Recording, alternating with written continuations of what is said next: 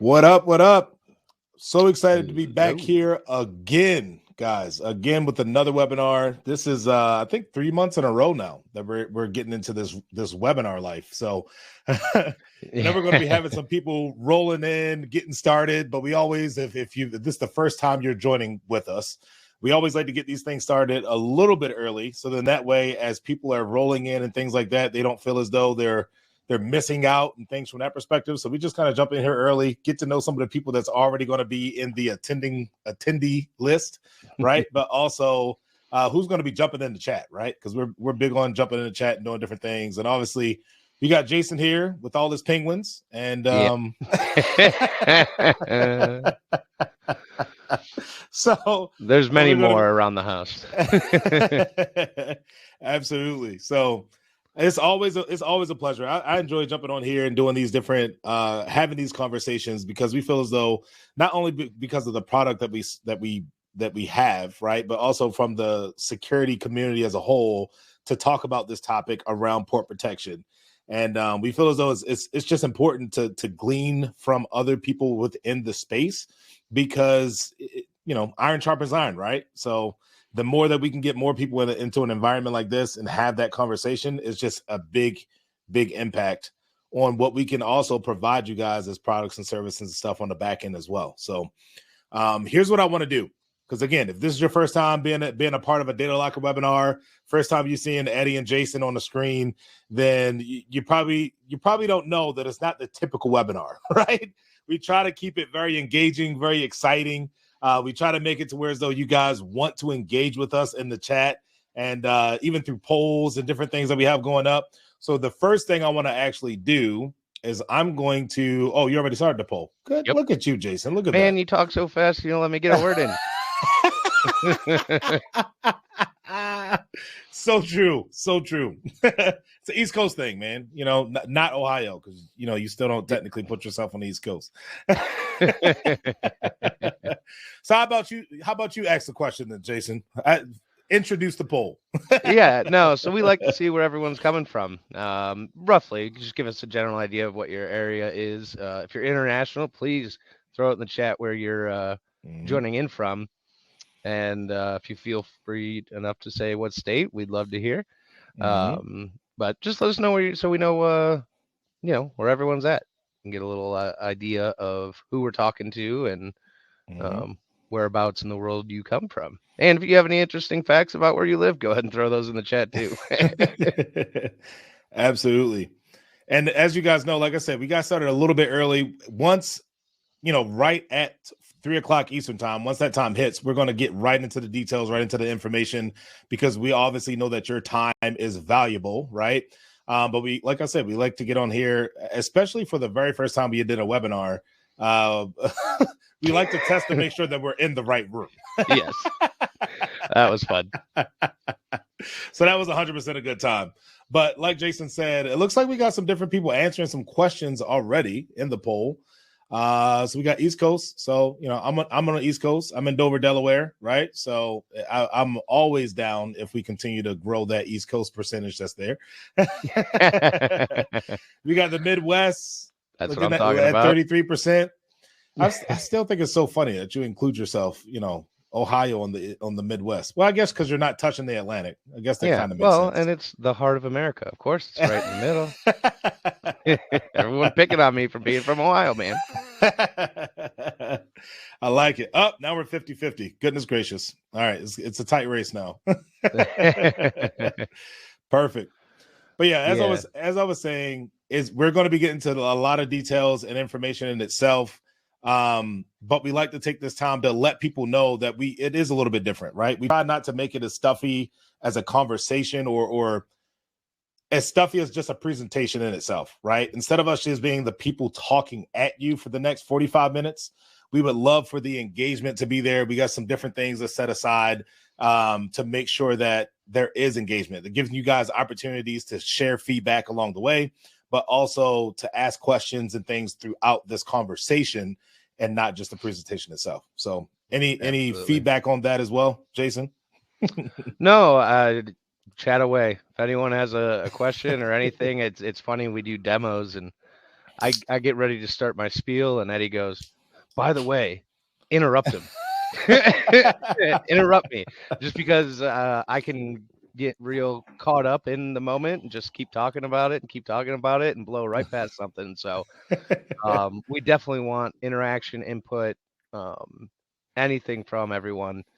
And then as far as questions and things like that, if we do miss them or see them and just not address them, we will address them towards the end during our Q&A session.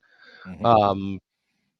Usually I'm keeping an eye on it because Eddie's talking, so I can do other things. Answer emails. No, I'm kidding. I keep you free, man. That's all it Yeah, is. to run the back end, right? But yeah, no. So if anyone's got anything, we still got a few minutes before we start. If you want to start chatting with us, Yep. it says right there, don't be shy. Start chatting. By all means, let's get as interactive as possible. Being this is a virtual event, Mhm. love to do these live. That'd be really cool in person, like a big Absolutely. megaplex Yeah, for an hour. absolutely. I can't even imagine what that would cost. I will also say, dovetailing off of what Jason was saying, if you do have a question, make sure you put it in the Q&A section, okay? If you put it in the Q&A section, then that means we will have it logged as something that we need to answer. Sometime when the chat starts to get filled up, and a lot of things are happening all at once, sometimes that can get lost in the chat. Like Jason said, he does a great job of going back and looking through it. But if you want to guarantee that your question gets answered, make sure you put it in the Q&A section, so then that way we can track that and make sure that it does get an answer throughout this entire conversation. Yeah, and just one more note along that. Yep. First, I love it. First chat, calling it out. Love it, Shane. Love If it. there are questions that are a little bit, say, outside the scope of our webinar today, we will be sure to follow up with you after the fact. Yep. So we do want to keep it focused on what we are talking about today, but we love to talk, so we'll definitely make sure any questions get answered at some point. Absolutely. 100%. Perfect. So we got probably one more minute here. We're going to give people an opportunity to start getting into the swing of things. But I think it would make sense, Jason, and you let me know if I'm wrong. It would start to at least start showing the slides at least, so that people can start getting an idea of what's happening and what they're jumping into. So let me go ahead and start this. Perfect. And obviously what we're talking about, right? Yep. It's probably a good topic. I'm sure most of you know, but yes, can at least go over it. So today it really is, how do we make port management simple? Following our motto at DataLocker, simply secure. We want to keep everything simple.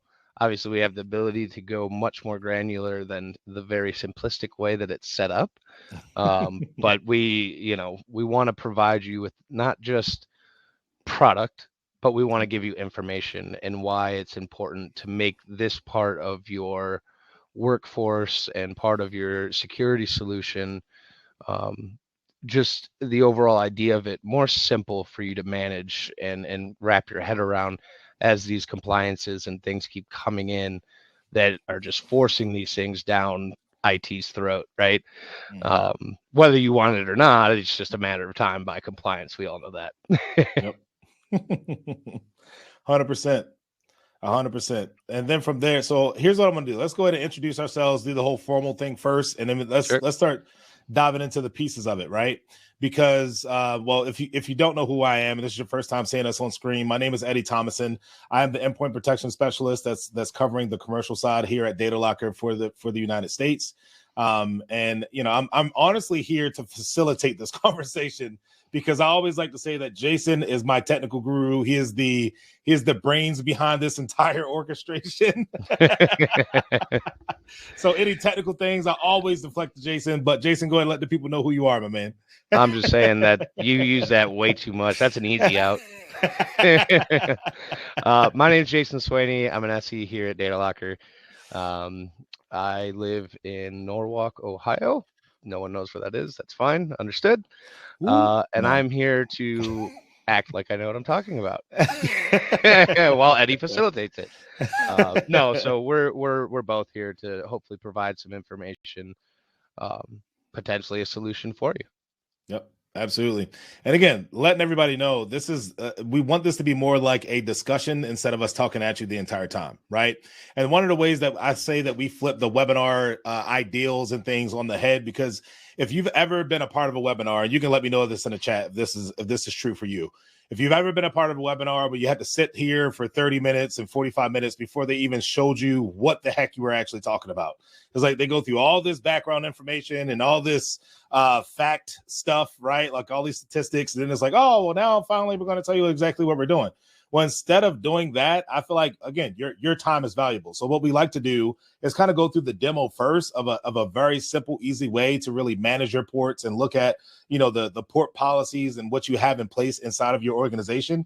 And then from there on the back end, we'll open that up to discussion. Like, hey, how does that fit inside of my environment? What does that look like inside of my own individual organization? And if we have to have a continued conversation specifically for your environment, then we'll have an opportunity to do that at the end of this webinar. Okay. Absolutely. So real quick, I like to always go through a really brief overview because I don't like to take for granted that everybody doesn't exactly know who DataLocker is and what DataLocker does that shows up to this particular webinar, right? But at DataLocker, we are encryption specialists, okay? SafeConsole is really the fuel, it's the power, it's the nucleus of everything that we share and do here at DataLocker. It's what makes your life a lot simpler and easier to utilize and execute on from a security standpoint as an admin. Okay. So when most people come to DataLocker, they're usually trying to accomplish two things. The first thing is, hey, I need encrypted hard drives that I want to be able to manage, right? So that basically, essentially, they want to be able to remotely wipe those drives. They want to be able to perform fast factory resets, password resets for their end users, because any of us ever have an end user that forgot a password? Never. Things like that. No such thing. Exactly. Things like that happens all the time, right? So that's the first reason that most people find themselves upon DataLocker. The second side of that is they say, hey, I want to standardize to that drive. And because I want to standardize to that drive, I want to be able to block every other drive that anyone else can be able to use from being able to mount to my endpoint. Those are usually the top two reasons why most people come into DataLocker or come into our ecosystem, if you want to call it that. And again, SafeConsole is our way to accomplish that. Okay, SafeConsole, when you look at the device control side of things, is very important for everything that I just talked about with the remote password reset. Remote wiping, things from that perspective. Then when you look at the port blocker side of things, that's really the specifics of what this webinar is for. But we talk about port policy, why it's important, and things along that perspective, right? So it's really because our clients came to us and said, hey, this is what we're looking to accomplish, right? You guys already have the hardware. This is where really the port blocker software came into play, and why it's really a product that was requested by the people. So we gave it to the people, right? So yeah, absolutely. Real quick, this is what we're going to do. I'm going to go ahead and flip this over to Jason. And Jason, I want you to go through that quick, demo of what port blocker does from a simplicity standpoint, and we can move on from there. Okay. So let me stop sharing the slides, and then I'm going to go ahead and let you share your screen.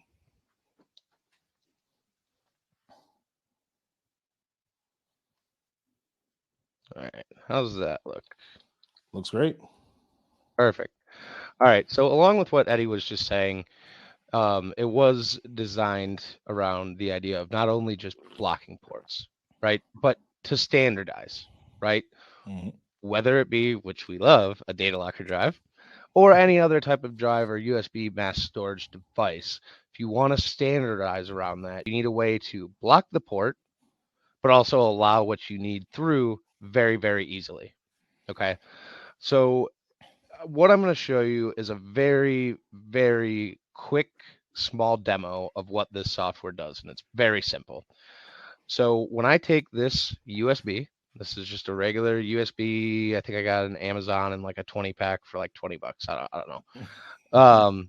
And I plug it in. Me as an IT admin, I want this to be blocked.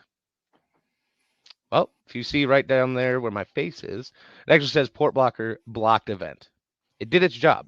Okay. I can try to look for it. I can go into my computer here. I got nothing. Now, when we take a look at the SafeConsole dashboard. So this is where all of our stuff lives. We're going to focus today on Port Blocker. This is going to log this event. Okay. 4 minutes ago, the logs come up like every minute or 2 minutes. So I made sure to plug this in before, but I think if I do that and that, a few seconds ago, there we go. Let me make this a little easier to see. So you'll see that we have an event here, Port Blocker blocked, right? This is what we want. We want to know that the USB was blocked. Now, what Port Blocker does is it grabs the information of the drive. Okay, so we have the vendor ID, the product ID number, and the serial number. So if you were to standardize to any other drive or even our drives, you'll need this information, and we easily grab it and give it to you. But then you got to put it somewhere. You have to define it in a policy. So we added this nice, cute little wrench here in the top right with a button that says add device to list. Okay. Now, if I wanted to allow it of all just types of this and not the serial number, I can delete the serial number out of here, right? I'm going to leave it in because there's other ways to accomplish that. And I'm just going to add this. Now, what this does, if we go over and we look at our policy for Port Blocker,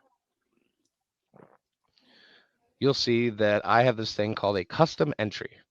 Custom entry is anything that you manually add to the list. And you'll see it has my VID, my PID, and my serial number. I can block it at the vendor ID level. I can block it at the PID level and at the serial number level. I can also allow it, okay? I can allow it at these different levels. Normally, I'll see PID if there's a specific use case or a certain user, we'll see them allow it at the serial number level. So we can go that. Now we have a choice of read only or full access. We're just going to go full access, and I'm going to click save. Okay. Now, part of the policy, there's a default interval. You can adjust with that interval. I think the default's 10 minutes, and you can take it down to 1 minute or whatever. But for time's sake, I'm just going to go ahead and refresh my policy here. Okay, now we're up to date. I'm going to unplug this drive, and I'm going to plug it back in. And if you notice, down on the bottom right, we now have an allowed event, and my drive is showing. So it's that easy, okay? We do in our policy, because like I said, this was designed around the way of standardizing, and we do have a standard set of drives that we can manage with our SafeConsole server.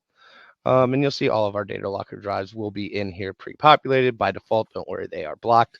And usually we'll see someone will buy, 500-600 SentryOne managed devices and then full access it at the PID level.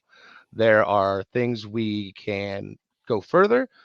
We will provide you as part of this overall webinar a link at the end to get your custom. So what I'm looking for, Eddie? Demo. That's the one put together, and we can go into the nitty gritty of this. But I just want to show how easy and how quick it is to just add something that, a lot of companies, when they add port blocking, it's ports are on or off. There's no bypass for just this. And if there is, it's a big PowerShell script or something along those lines. So we just want to make this simple, easy to use. Okay. And when something's blocked, it's doing its job. It's blocking it. Sound good? Absolutely. So I'm going to go ahead and stop sharing because we want to just keep that quick, simple, and light. Mm-hmm. You can turn your face back on. Video back on. I turned it off so people can see the port blocking event that happens in the bottom right-hand corner. So let me go back into the actual presentation itself. But here's something that we want to understand from you guys. And we're going to kind of start with this because we want you to start thinking about it at the moment. And then we're going to go into a video because I think if you guys are anything like me, you're a visual person, right? I love visuals. If I can see it, it makes so much more sense to me than actually hearing about it. Yeah. So we're going to go through a video of what we've seen is probably the most common challenge that we see with USB ports or USBs in general when most organizations come to us, right? But this is something I want you guys to be thinking about because I do have a poll for you guys after the video. So real quick, let me start the video so you guys can see what I'm talking about. And then we're going to jump back into that poll itself. So let me go ahead and hit play.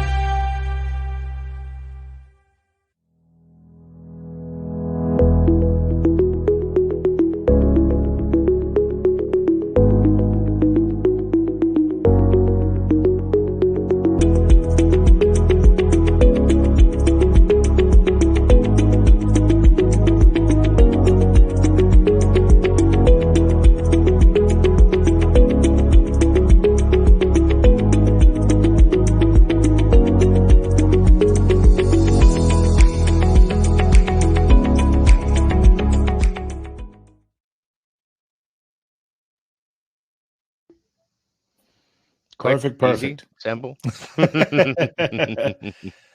It's almost like we planned it that way, huh? So Yeah, no, maybe. So I say that because, now here's what I do want to ask, because obviously this entire conversation, the reason why we put on this webinar in itself, and the reason why it continuously is requested by multiple people that's within our industry, is because most people have this concern around USB ports. They're concerned about USBs because of all the statistics that goes along with, ransomware threats, malware threats, things like that entering your organization via a USB or some type of USB port, right? And I know we did have a question from Shane as well, and I do want to answer that real quick, Shane, when it comes to recognizing USB devices such as phones, cameras, other systems that show up as mass storage. So it does not block peripherals. Okay, it will allow a peripheral to continue to work, so your phone will still be able to charge. However, if it is trying to mount as some type of mass storage, it will block that. So the storage section of the phone will not be able to be accessed. Okay. If you have a follow-up question to that, feel free to put that in the Q&A section as well. And I love that you use the Q&A section because somebody else also put curiosity is bad here. Don't worry, we'll get them talking. Yes. Absolutely. So real quick, I want to also bring up a poll again, because we want to know, what is that biggest concern? All right, perfect. You're gonna start it. That's my man. So we want to know from you guys, and like I said, we want to keep it 100% interactive. We want to keep it engaging here. So let us know, what is that biggest concern that you typically have when it comes to USB ports inside of your organization?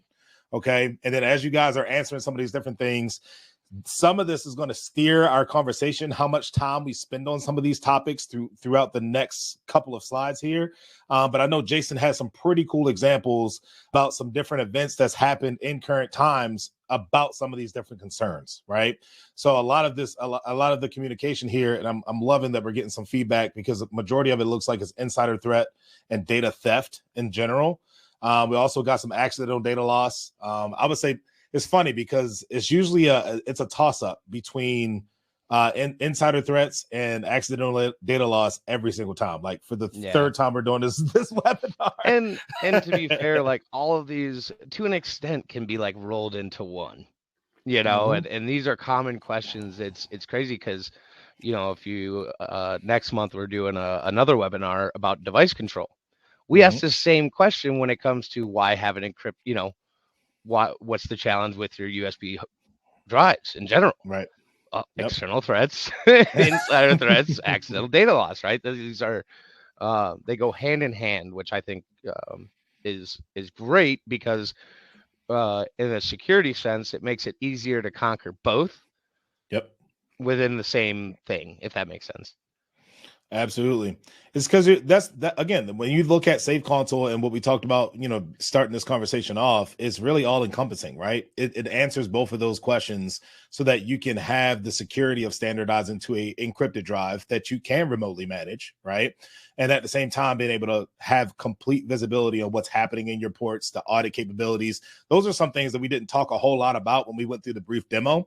But that's really the power that you're getting behind the SafeConsole software in itself, right?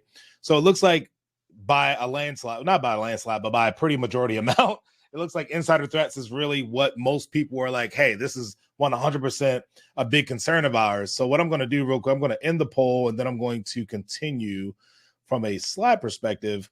But we want to talk about that, right? We want to talk on each of those individually, right? And then we're going to dive deeper into that insider threat portion that everybody is like, hey, this is really what the big concern is. So Jason, I know you got some pretty cool stories about this one, man, so I'm gonna let you roll with this. Yeah, well, and I do want, Mike, thank you for bringing that up. A good insider threat, that's kind of what the video was based off of. I don't know if you got that, but someone leaves a USB on the ground maliciously, and someone at work picks it up, takes it in the office and plugs it in because they're curious, right? And either malicious or not, that's an insider threat. That's also, and it's kind of more like an external to an internal kind of thing going on, but Port Blocker helps you solve that, right? All right, so I have a story for you guys. I know I brought this up on the last one, and I thought it was great. There's some statistics on the screen. We're actually not going to talk about that. So sorry that I'm looking off screen just because I'm reading on a different one. This is a new one I came across not too long ago, but it was published by the FCC in October of last year. And it is called juice jacking. Do you remember this? So what it is essentially people in populated areas, airports, train stations, where all of these establishments are now providing power, and it's much easier and more convenient if they provide just a USB port, right? Instead of just having wall plugs everywhere. Well, some of these people are purposely leaving cables, specific cables that actually transfer data to your device, to your phone, to whatever you plug in, right? So if it gets power, they can inject data into your devices. That a phone is a perfect example. Then you come in, plug it because you want to charge it with your computer because you don't want to reach down and use your AC power adapter. I'm guilty of it. I do it all the time. Yep. Same here. So that was one really interesting one to come across that I never really thought about, especially because of how much traveling I've done recently, right? And just knowing that it's coming to that much of an extent, right? Of purposely leaving something or putting a fake cover over those USB plugins, so it powers at the same time. I actually saw they're doing the same things with credit cards. They're putting fake scanners on top of the real scanners, so it grabs your data while you actually pay for the device. Okay, so it just be very wary. Oh, and I will say, always bring an AC adapter and don't plug directly into those USB, and don't use a cord that isn't yours.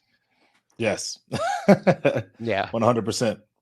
100%. The external threats, man. I mean, like, it's in today's world, it's so many that's out there, right? So many, especially if you're in a world where obviously everything's opening back up. We're traveling a lot more. Things are happening from the example that Jason just mentioned, and it's just things to be aware of, right? Like it's easy to be fooled when you're just unaware of what's out there, right? Or what intentions other people have, or the things that are actually taking place. So the fact that, now this, hopefully this is something that you learned today, or maybe you knew it already, right?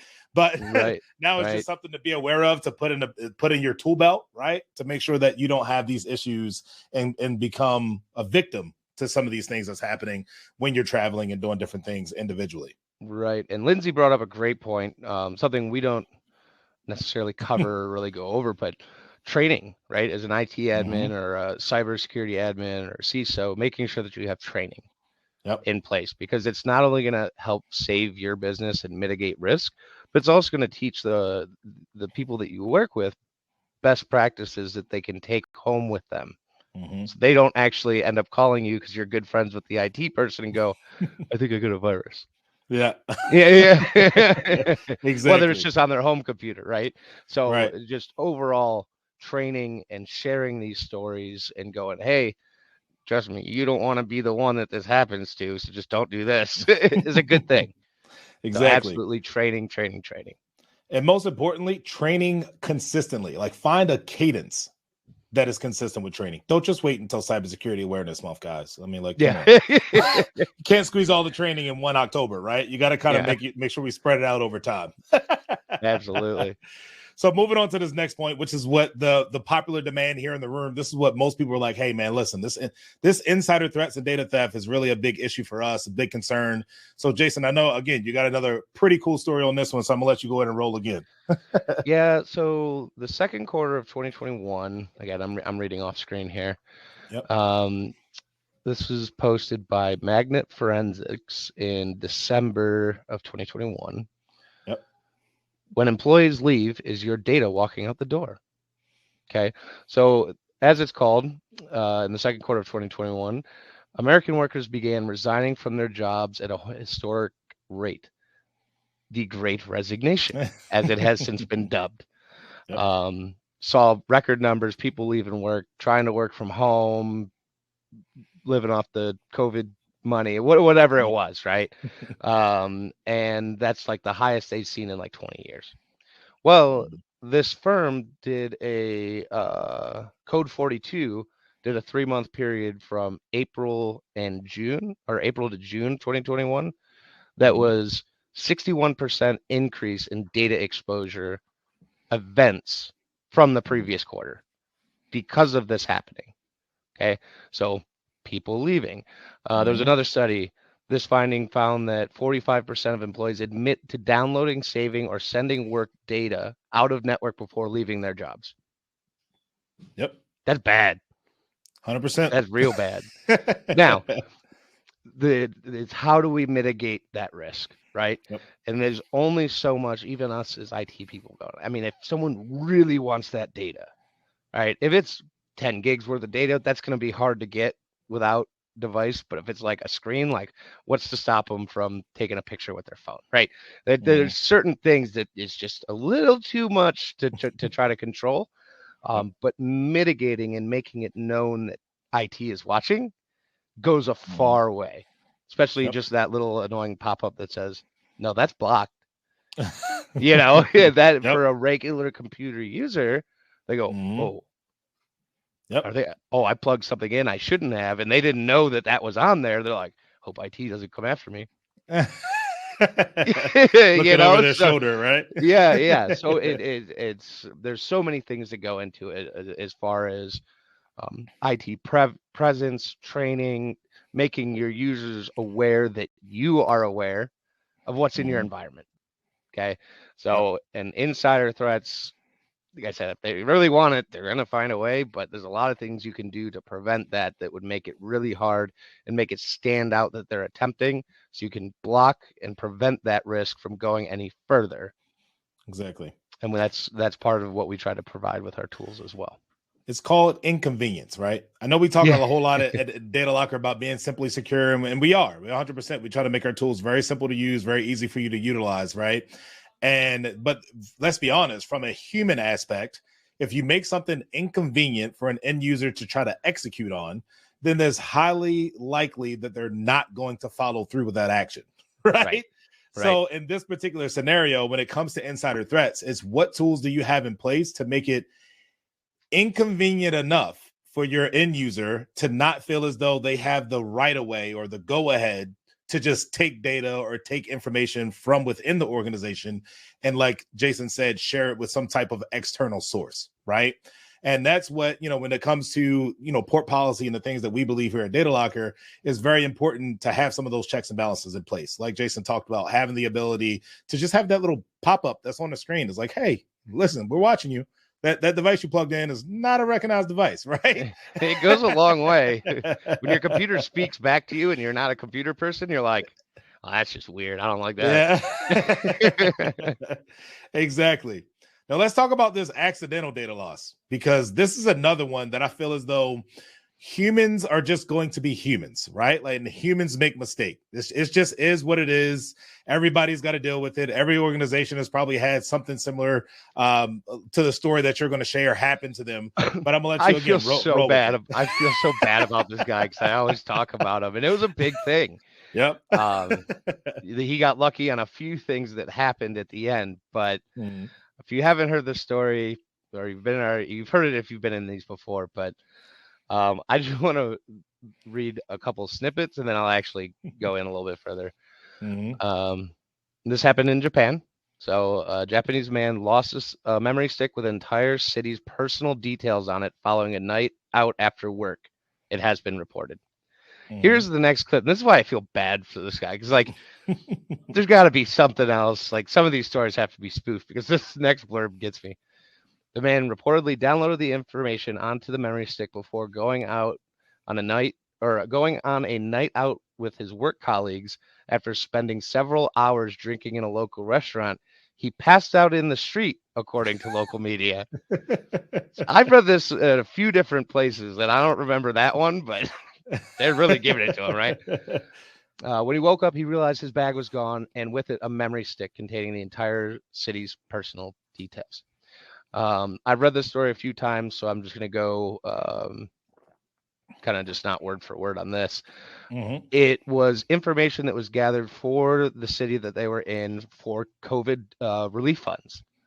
I think estimated around $500,000 and around 400,000 people's personal information on the drive. Big no-no. And on top of that, there was also partly an insider threat because he was supposed to delete the data after he was done when moving it from one spot to the other, but he didn't. He left it on the drive and went out and then lost the drive.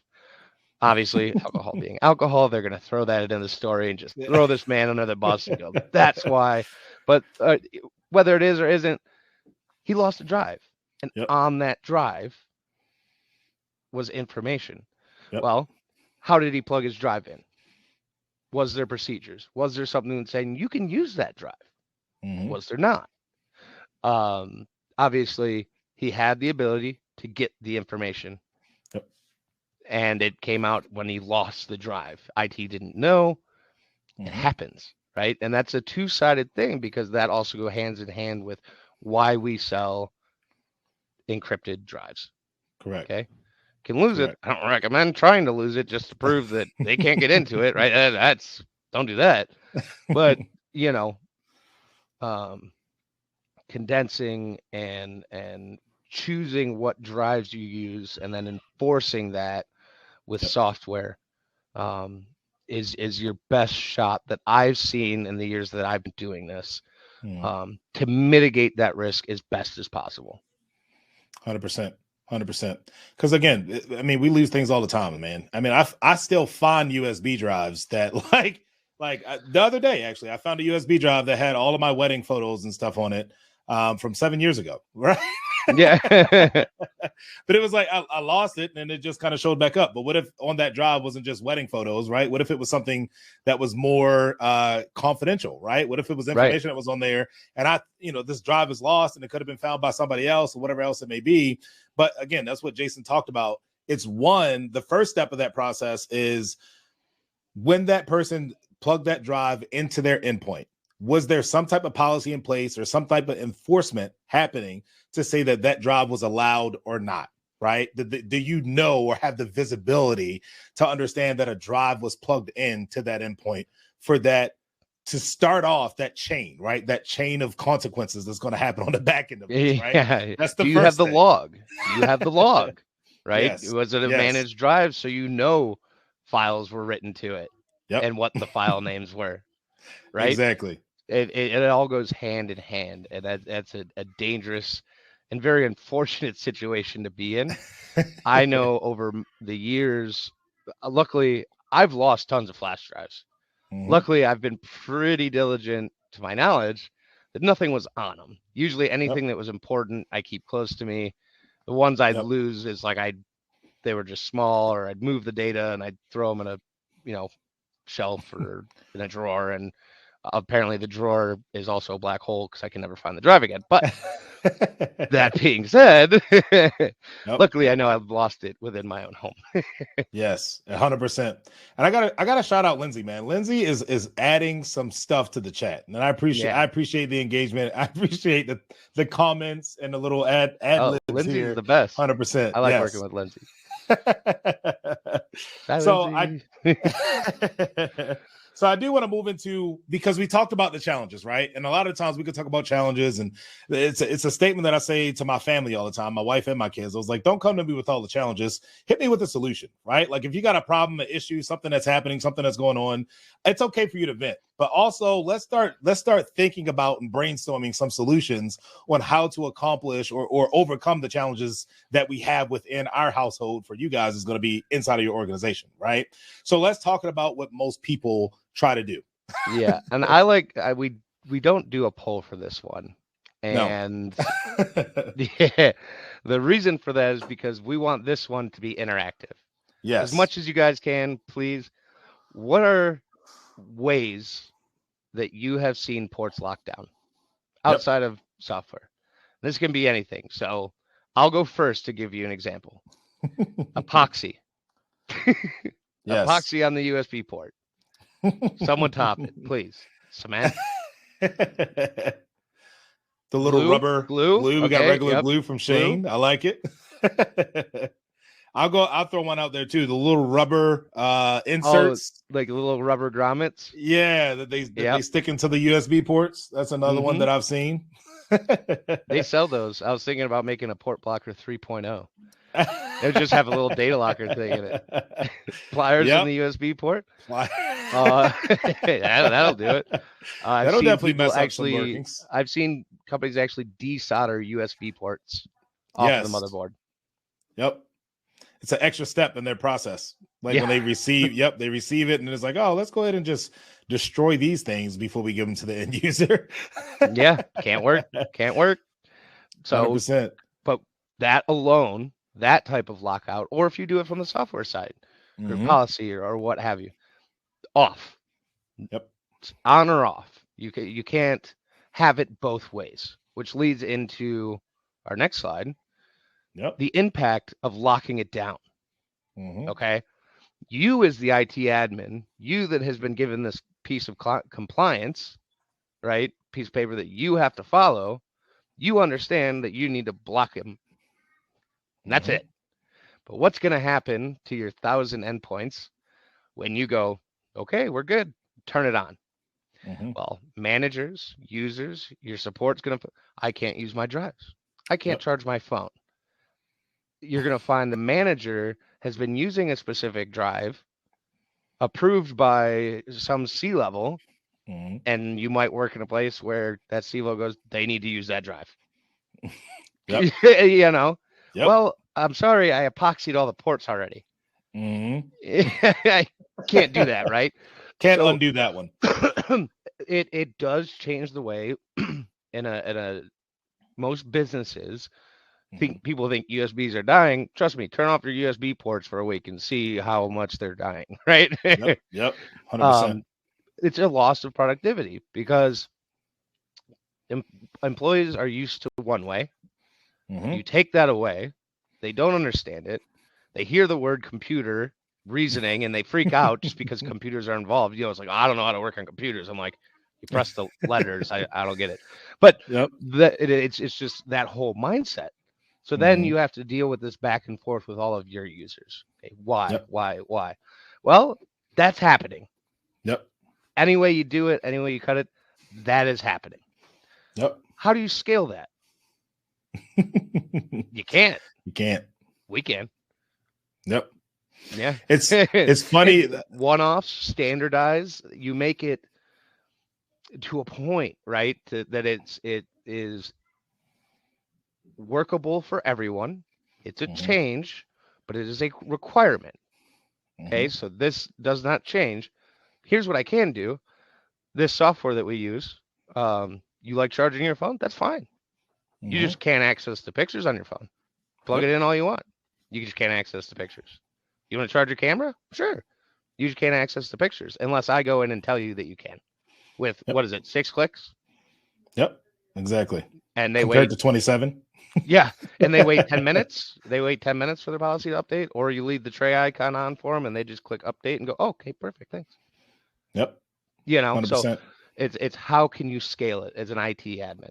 How can you mitigate your own headaches from a situation like this of on, off? Yep. Right. Yep.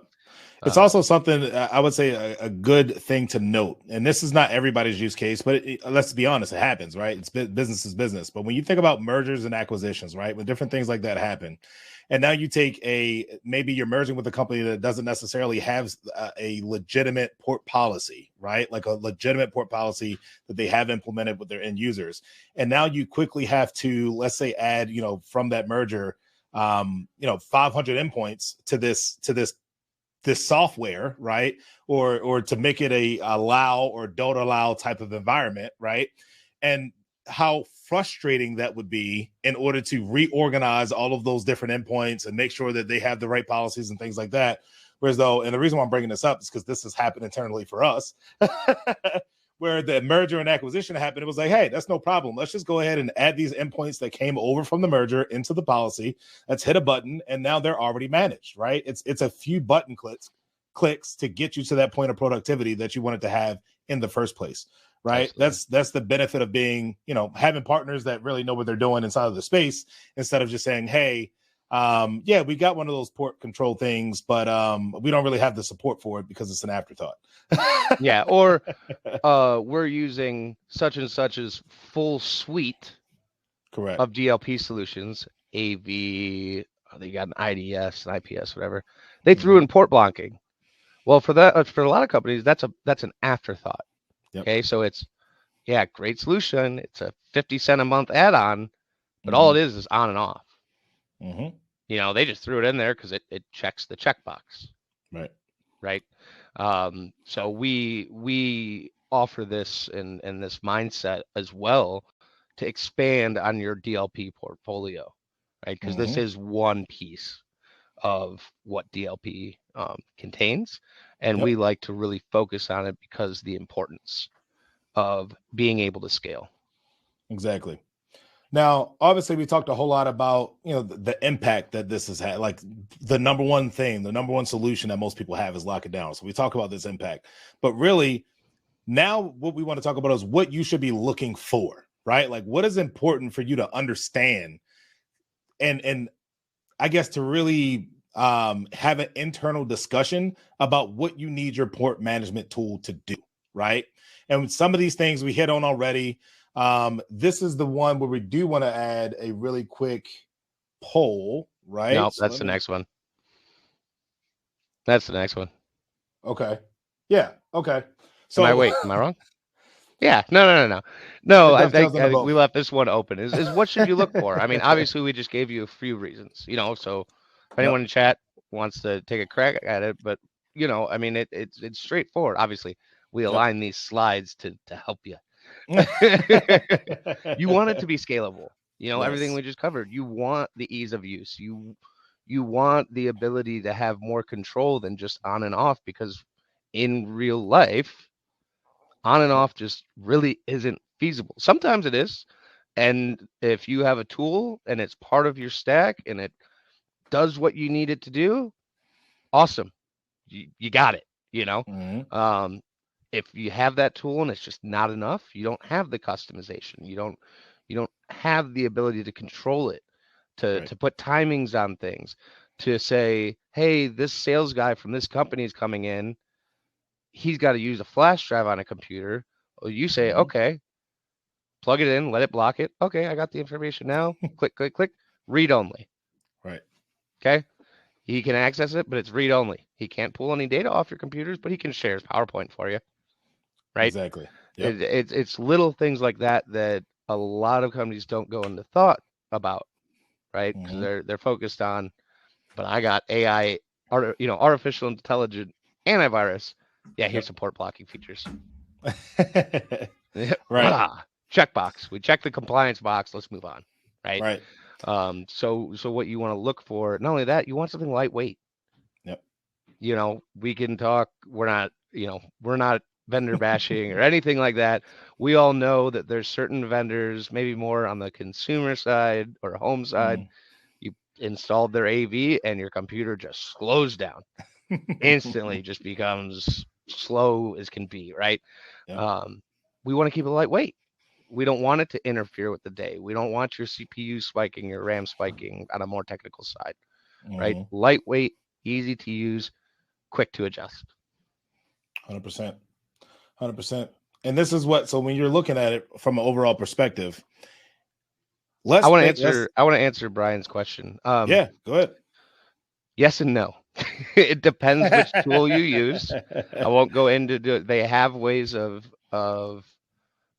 getting around that. It is very long time spent in PowerShell and finding a lot of information you didn't know that even existed when it came to flash drives. So it takes a while. From my experience, the tools that I have used, I've not used every single one of their tools. Being the company that they are, of course, they have 10 different ways to do one thing. They own the market. They're allowed to do that. Exactly. It's what it is. And it's an always ever evolving thing. So what was on off yesterday, tomorrow, they could have made it easier. I don't test it every day. I work with our stuff most of the time. Correct. Thank you, Shane. I really don't want to speak about other companies. So I appreciate you saying that. I didn't want to say it. Absolutely. And we have situations where, we can dovetail into that in a personal demo. A demo. Right. We can talk about that in a personal. So I'm gonna throw this poll up if you want to go over it real quick.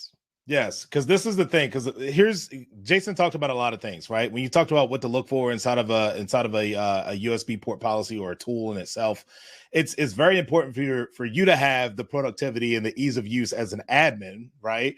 But we also can't neglect the ease of use for the end user in itself, right? So when it comes to policy and configuring these policies and things like that, and this is a great segue based off of what Brian even put in the chat, we want to know from you all, right? How long does it usually take for you to configure a port policy? Some of you may have port policies and maybe you have somebody that's dedicated to it. Some people it may change hands, on a monthly, quarterly, yearly basis. Some people are like, what the heck is a port policy, man? I have no idea what you're talking about. That's what I'm here for. Yeah, that's what I'm here for. Yeah. Should it take you an hour? Should it take you less than 10 minutes? I personally like less than 10 minutes, but this is me.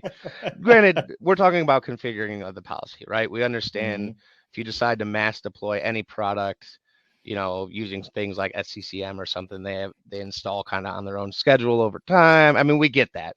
But this is just making changes, updating and configuring your policy and just getting it good to go, right? To where any changes you make is just boom, boom, boom, boom. Hop in, have one of your admins hop in. You've assigned them certain rights, right? That they can make adjustments too, right? So you're sharing the ease of use across your teams.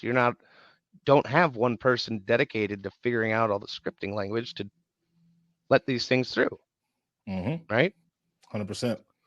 100%. It looks like for the most part, it's good. Most people are like, hey, it does take less than 10 minutes, but we do got some people that's up here feeling that pain that Shane mentioned, right? Feeling something that, hey, sometimes it's taking 30 minutes. Sometimes it's taking 60 minutes, right? In order for me to accomplish a simple change that really should be really quick and easy to accomplish, right?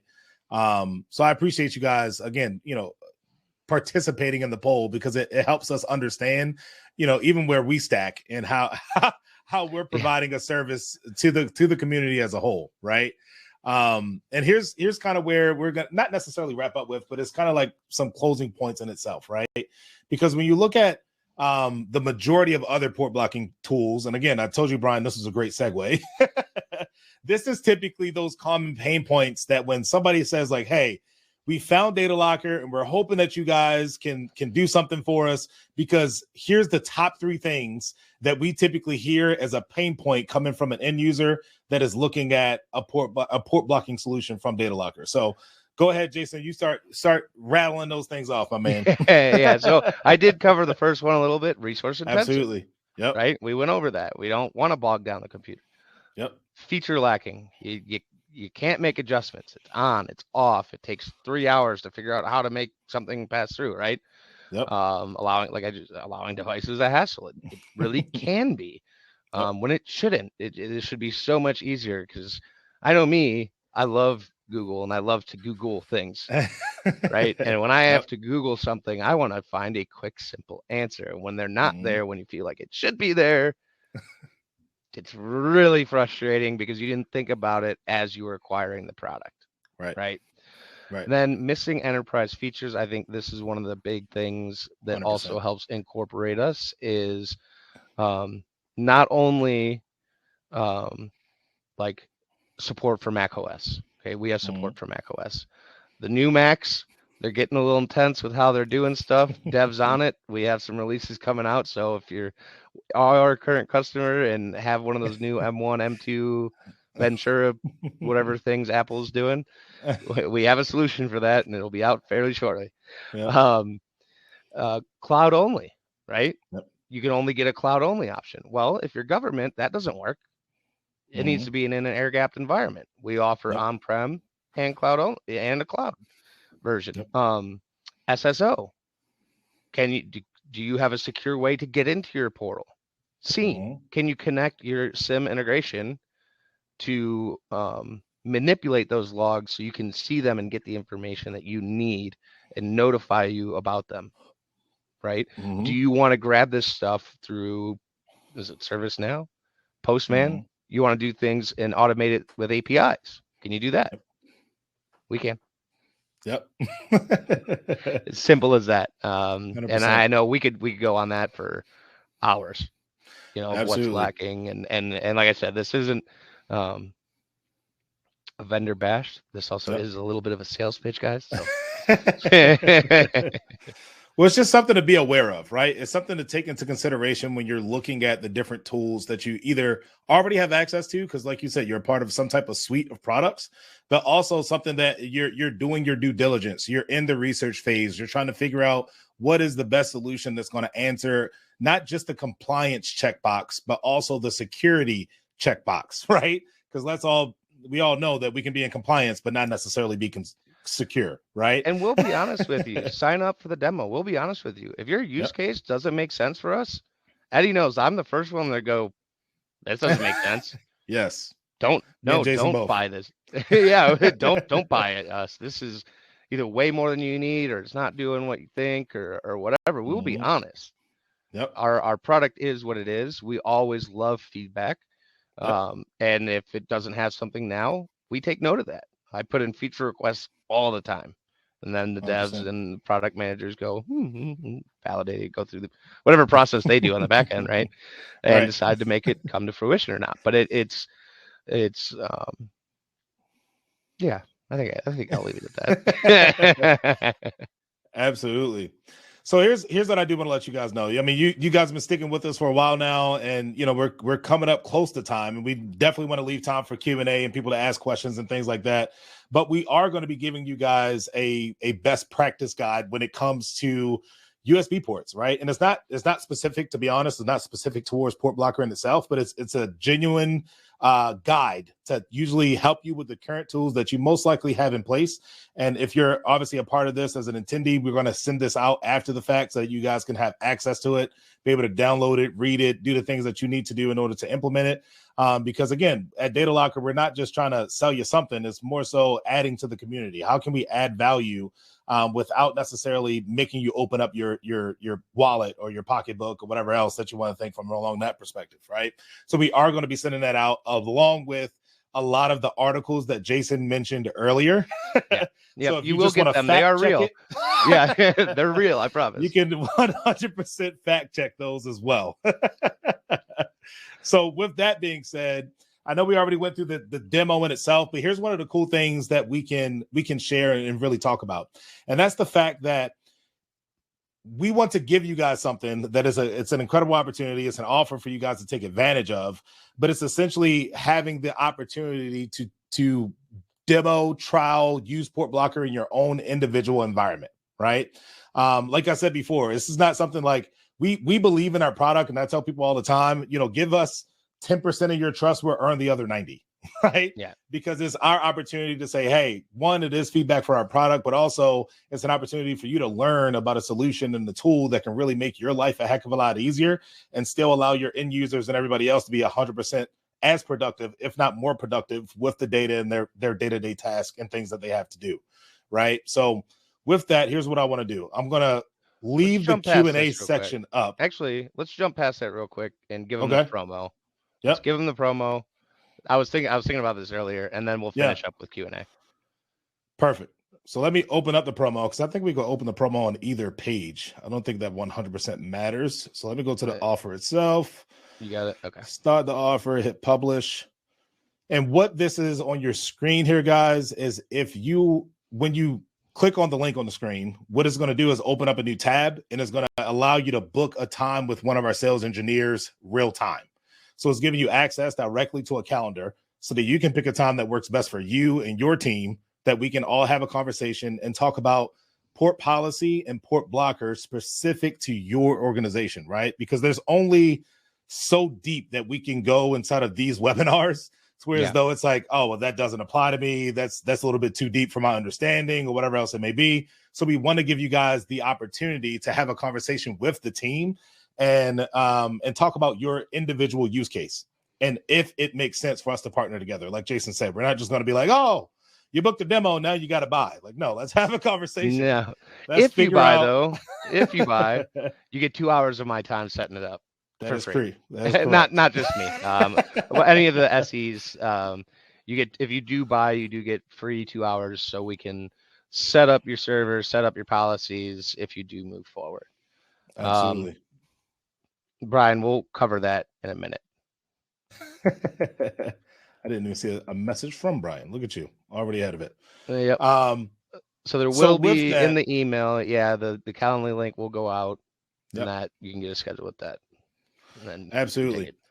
So I'm going to leave the offer up on the screen for everybody to take advantage of. We got 7 minutes left inside of because I want to be respectful of everybody else's time, but we do want to open it up for Q&A. We want to hear you guys' questions. We want to hear any feedback, generic feedback. If you want to put it inside the chat, we're always open to it.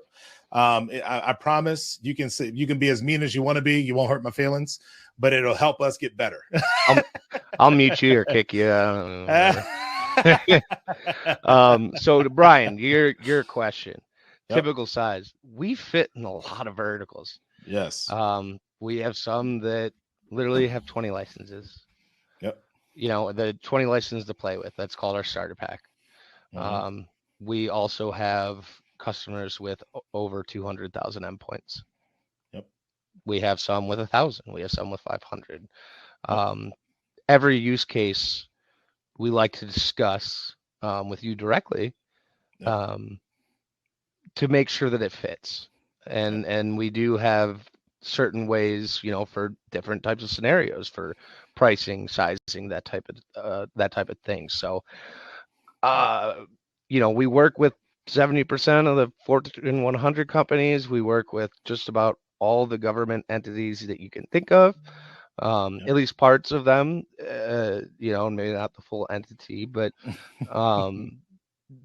we work with select groups of certain entities that are much smaller than their actual organization. So it's hard to say that we have a typical size.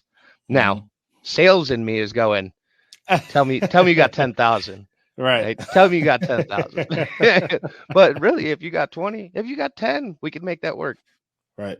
Absolutely. That's the benefit of like Jason was talking about earlier in the conversation, is it's scalable, right? So it fits in your environment based off of the use case that you have, right?